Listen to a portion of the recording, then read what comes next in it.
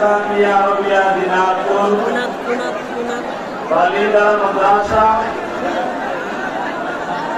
ঐতিহ্যবাহী এই দিনী প্রতিষ্ঠানের ৭১তম বার্ষিক ইসলামী মহাসম্মেলন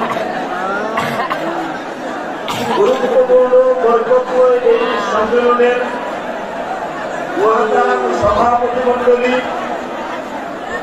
উপস্থিত মুআজ্জাজ মুকাররম হযরত উলামায়ে কেরাম,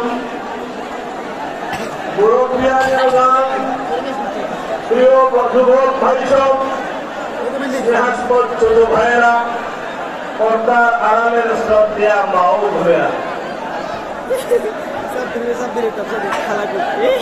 আমরা যারা সিন্নি বিতরণ করছি বা যারা গ্রহণ করছি একটু নীরবতার সাথে কাজটা করলেই সুন্দর হয়।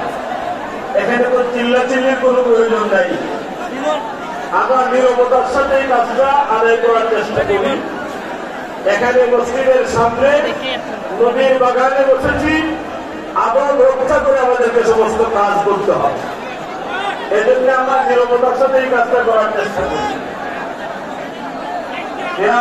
ইসলাম খুবই সংক্ষিপ্ত কথা।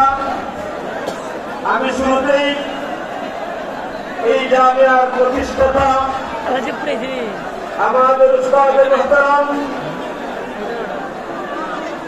হাজার হাজার উলামাদের উস্তাদ হযরত শাইখ মাওলানা আব্দুল